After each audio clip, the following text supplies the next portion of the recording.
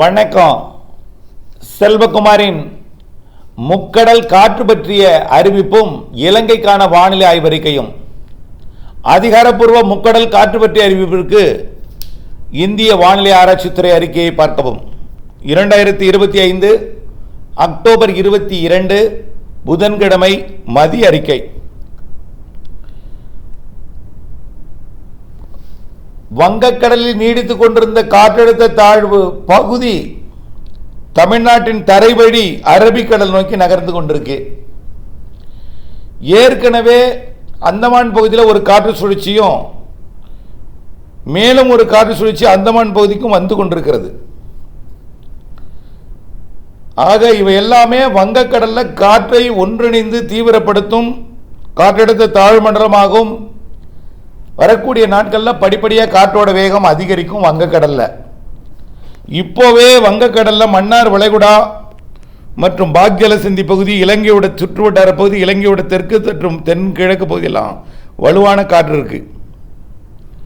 அதே போல அரபிக்கடலில் நீடித்துக் கொண்டிருந்த காற்றழுத்த தீவிர தாழ்வு பகுதி காற்றழுத்த தாழ்வு மண்டலம் ஆயிடுச்சு. இப்போ இதனாலையும் அரபிக்கடலில் காற்றோட வேகம் அதிகரிச்சிருக்கு. லட்சத்தீவு சுற்றுவட்டார பகுதி, மாலத்தீவு பகுதி, குமரிக்கடல் பகுதி எல்லாமே வலுவான காற்று.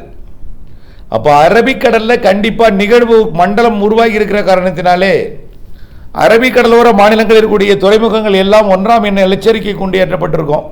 கடலில் இறங்க முடியாது கன்னியாகுமரியிலேருந்து. அடுத்தபடியாக வங்கக்கடலையும் நிகழ்வு உருவாக போகுது.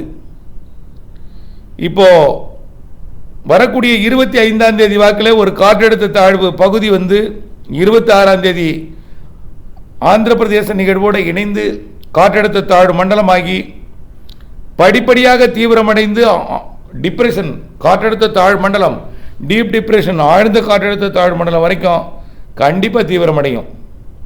வரக்கூடிய 25ஆம் தேதியிலிருந்து காற்றோட வேகம் அதிகரிக்கும். கரையை தொடும் நாள் 26, 27.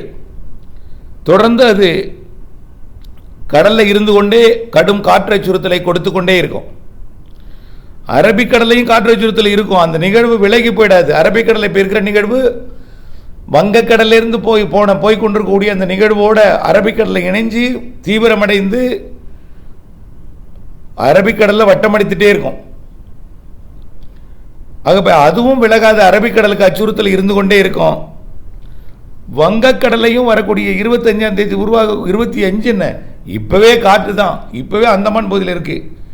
பிறகு படிப்படியாக நெருங்கி வந்து 25 தீவிரமடைஞ்சு 26 இன்னும் தீவிரமடைஞ்சு 27, 28லாம் கடும் காற்று அச்சுறுத்தலை வங்கக்கடலை கொடுத்து கொண்டிருக்கும். புயலாக கூட மாறிடும். புயலாக கூட மாற வாய்ப்பு இருக்கு. 25க்கு மேலே கூடுதல் காற்று கடும் அச்சுறுத்தல் ஒட்டுமொத்த வங்கக்கடல் முழுவதுமே கண்டிப்பாக அது டிப்ரெஷனாக மாறுங்கிறதுனால எச்சரிக்கை கொண்டு ஏற்றிடுவாங்க. அப்புறம் டீப் டிப்ரெஷனாக அடுத்தடுத்த நம்பர் கூட்டிகிட்டே போகும். ஆக இனிமேல் வடகிழக்கு பருவமழை காலத்தில் உங்களால் கடலுக்குள்ளே போய் மீன் குடிக்க முடியுமாங்கிறது எனக்கு சந்தேகம்தான். ஒரு நிகழ்வு வந்து கரை கடந்தாலும் 30, 31ஆம் தேதி கரை கடந்தாலும் அடுத்த நிகழ்வு 30, 31ஆம் தேதி இன்னொன்று வந்துடும். ஆக பெரிதாக மீன்பிடித்தலுக்கோ பிற கடல், அதாவது எல்லாமே கடல் தொழில் எல்லாமே கப்பல் போக்குவரத்து, பயணிகள் கப்பல் போக்குவரத்து, சரக்கு போக்குவரத்து, தூத்துக்குடி கொழும்பு, தூத்துக்குடி மாலத்தீவு, தூத்துக்குடி தூத்துக்குடி லட்சத்தீவு எல்லாமே கொஞ்சம் அச்சுறுத்தல் இருக்கத்தான் செய்யும். கண்டிப்பாக முடியாது. இப்போது பொதுவாக தென்மேற்கு பருவமழை காலத்தில் தூத்துக்குடியிலிருந்து கொழும்பு, மாலத்தீவு, லட்சத்தீவிற்கு சரக்கு போக்குவரத்து எப்போதும் தடை விதிக்கப்பட்டிருக்கும். இப்போ வடகிழக்கு பருவமழை தொடங்கிய பிறகு அரபிக்கடல் ஃப்ரீயாக இருக்குன்னு தொடக்குவாங்க, விடுவாங்க ஃப்ரீயாக.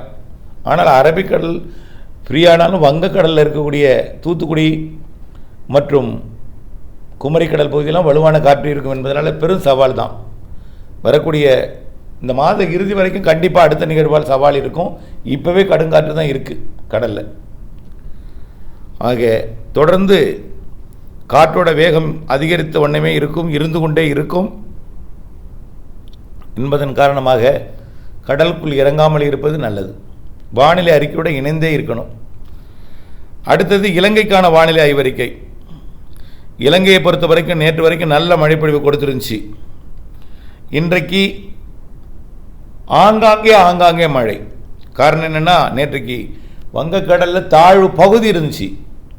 ஒட்டுமொத்த இலங்கைக்கும் அச்சுறுத்தும் மழை. அதில் குறிப்பாக வட இலங்கை, யாழ்ப்பாணம், காங்கேசனத்துறை, முல்லைத்தீவுல கடுமழை. இந்த நிலையில் அந்த நிகழ்வு விலகி இருக்கிற காரணத்தினால தெற்கு மற்றும் தென்கிழக்கு தெற்கு திசையிலிருந்து காற்று உள்ளே ஏறி நிகழ்வை நோக்கி பயணிக்கும். இது பயணித்து கொண்டிருக்கிற அதே வேளையில் புதிய நிகழ்வு உருவாயிடும் என்பதனால தென்மேற்கு பருவமழை காலத்தில் எப்படி காத்திருக்குமோ அதுமாரி இலங்கையோட மேற்கு பகுதி, தென்மேற்கு பகுதியில், தெற்கு பகுதியில் காற்று வலுவாக இருக்கும். மழைப்பொழிவை இலங்கையோட கொழும்பு, காலி, கோட்டை, புத்தளம், தலைமன்னார் மற்றும் அம்மந்தோட்டா வரைக்கும் தொடர்ந்து மழைப்பொழிவை கொடுத்து கொண்டே இருக்கும். வங்கக்கடலில் நிகழ்வு இருந்தால் கன்னியாகுமரியிலே மழை பெய்யும். அதே போல் இலங்கையோட தென்மேற்கு பகுதியிலையும் மழைப்பொழிவை கொடுக்கும். கிடக்கும் பொழுது எல்லா மாவட்டங்களுக்கும் அது எங்கே கிடக்குதோ அங்கே. ஆனால் எங்கே வங்கக்கடலில் நிகழ்வு இருந்தாலும் கன்னியாகுமரி உள்ளிட்ட மேற்கு தொடர்ச்சி மலைப்பகுதி, அதே போல் இலங்கையோட மலைப்பகுதிக்கு மேற்கே உள்ள பகுதி எல்லாமே, கொழும்பெல்லாம் நல்ல மழைப்பொழிவை கொடுக்கும். நிகழ்வு நெருங்கி வந்தால் அது கறக்கும் இடத்துல அதிக மழைப்பொழிவை கொடுக்கும், இரு காற்று இணைமை பொறுத்து. இதன்படியில் இலங்கைக்கு மழை இருந்து கொண்டே தான் இருக்கும். இலங்கைக்கு மழை இருந்து கொண்டே இருக்கும். ஆனால் மேற்கு பகுதியில் தான் இப்போ மழை வாய்ப்பு உறுதியாக இருக்குது. கிழக்கு பகுதிக்கு ஒதுக்குதல் இருக்கும். எல்லா நாளும் இலங்கையோட மேற்கு பகுதி, மேற்கு கடலோர பகுதியெல்லாம் மழை இருந்து கொண்டு தான் இருக்கும். ஆனால் உடனடியாக பெரிய அளவிலே பாதிக்கும் மழையெல்லாம் கிடையாது. இப்போது அடுத்த நிகழ்வும் தமிழ்நாட்டோட வடகடலோரம் மற்றும் தெற்காந்திர பகுதியை நோக்கி தான் போகும் போல இருக்கு. செயலிழந்து தாழ்வு பகுதியாக ஏற்கனவே வந்தது போல வரவும் வாய்ப்பு இருக்குது. அப்படி வந்தால் வரக்கூடிய 25 26 இலங்கைக்கும் மழைப்பொழிவு தீவிரமடையும். ஆக தாழ்வு பகுதி என்றால் பரவலாக மழை, எல்லா மாவட்டங்களுக்கும் மழை. தீவிர தாழ்வு என்றால் அது குறிப்பிட்ட பகுதிகளுக்கு மட்டும் மழை. டிப்ரெஷன்னா எங்கே கரை கிடக்குதோ அதுக்கு வடக்கையும் அதுக்கு மேற்கையும்.